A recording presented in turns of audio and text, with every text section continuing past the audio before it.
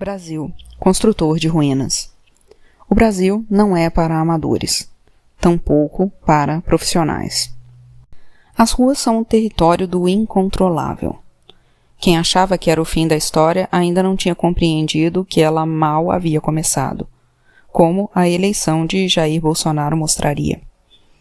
O Governo de Salvação Nacional, como foi nomeado por Temer, não conseguiu salvar nem a si mesmo. Uma parcela das elites, econômicas, políticas e intelectuais, que apostou no impeachment de Dilma Rousseff e, em 2018, numa alternativa de centro, ainda que se possa duvidar que nomes como Geraldo Alckmin, do PSDB, possa ser considerado de centro, teve que escolher ou combater Bolsonaro ou aliar-se a ele, sujeitando-se ao risco de um presidente imprevisível e com pouca intimidade com os rituais do andar de cima. Torcendo o tempo todo, claro, para que, mais uma vez, o vice assumisse. Nesse caso, o general reformado Hamilton Mourão. Não deixa de ser irônico o destino de Michel Temer. Quase trágico. Temer, o vice-traidor, reconhecida raposa política, sonhava que poderia fazer tudo o que fez e ainda ser visto como um estadista. Logo após o impeachment, era bem claro que Temer e seus apoiadores, no Congresso, no mercado e em setores da imprensa, acreditavam que estava tudo dominado e que era só voltar ao que sempre foi. Temer tornou-se recordista de impopularidade durante o seu mandato, com a pior avaliação negativa desde que há institutos de imprensa para aferir a opinião da população. O desespero dos liberais e dos neoliberais também sinalizou o quanto de ilusão aqueles que representam o mercado alimentam sobre si mesmos.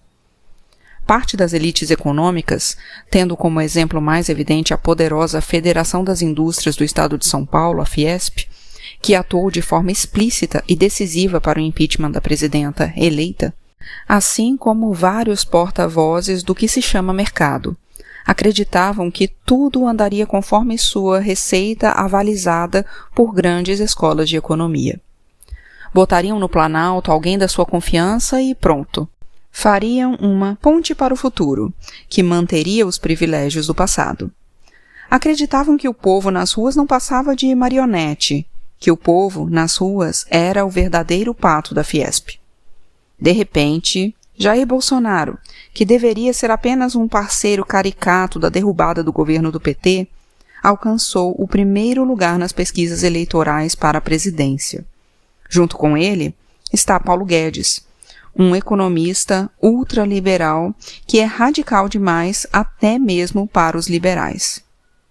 Não fosse a situação do Brasil ser tão trágica, seria delicioso ver uma revista de fato liberal como a britânica The Economist, que já decolou e aterrissou o Cristo Redentor nos tempos de Dilma Rousseff, lançar Jair Bolsonaro como a mais recente ameaça da América Latina, na capa de 22 de setembro de 2018. A revista favorita do mercado manifestou-se de forma inequívoca contra o ultraliberalismo de Paulo Guedes, o golpismo de Hamilton Mourão e o autoritarismo de Jair Bolsonaro. Foi chamada por seguidores de Bolsonaro de The Communist, sinal eloquente do estágio seguinte alcançado pela crise da palavra vivida pelo Brasil. A eleição de 2018 foi tudo menos simples.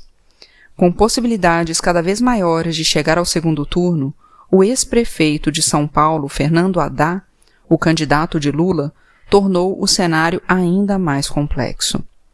A tal opção de centro, que tantos encheram a boca para falar, há 2 semanas da eleição de 2018, não mobilizaria os eleitores. De dentro da prisão, onde foi colocado por um processo rápido demais, com provas frágeis demais e juízes escancaradamente antipetistas, Lula seguiu influenciando os destinos do país. Mesmo tendo sido impedido pelo judiciário de ser candidato, e isso quando estava em primeiro lugar nas pesquisas, ele foi, para o bem e para o mal, um dos principais protagonistas da eleição. Se o Brasil não é para amadores, também não é para profissionais. Tudo pode sempre surpreender um pouco mais. Haddad e o PT costuraram apoio entre aliados que os traíram na batalha do impeachment. Costuraram apoio inclusive entre políticos que participaram do governo Temer. Aliados que foram chamados de golpistas pela militância foram aliados de novo sem deixarem de ser golpistas. No Brasil, a realpolitik é real demais. Mas, quando o leitor não vota conforme o esperado, é ele que é chamado de ignorante. O roteiro que se desenhou em 2018 não foi o imaginado por muitos dos que conspiraram para desrespeitar o voto dos brasileiros. Também não era este o script que a parcela da grande imprensa que atuou decisivamente para o impeachment sonhava para o momento. A Globo descobriu logo cedo, ao fracassar em derrubar Michel Temer, após as denúncias de corrupção, que seu imenso poder tinha limites.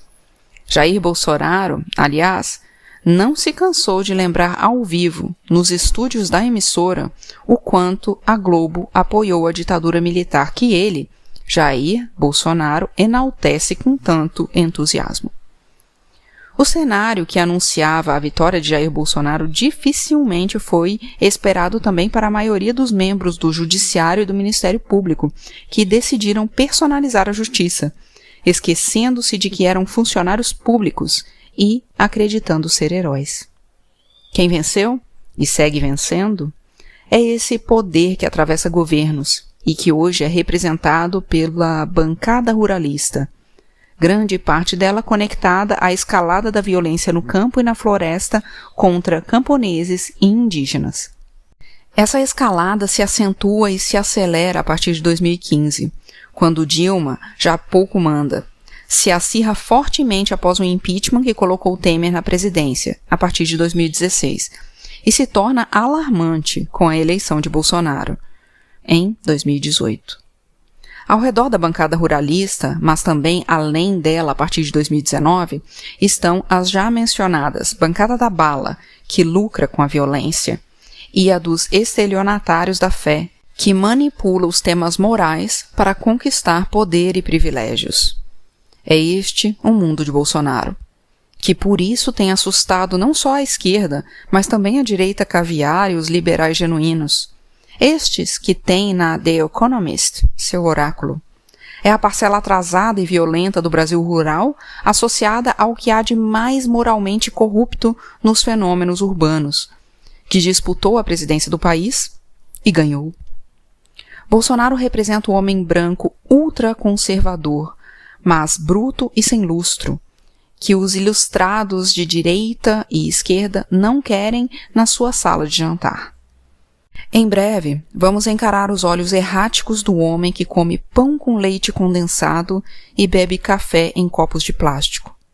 Tudo isso para alimentar a sanha por identificação dos eleitores. Antes, porém, há alguns outros fenômenos que o prenunciam, que é preciso olhar mais de perto.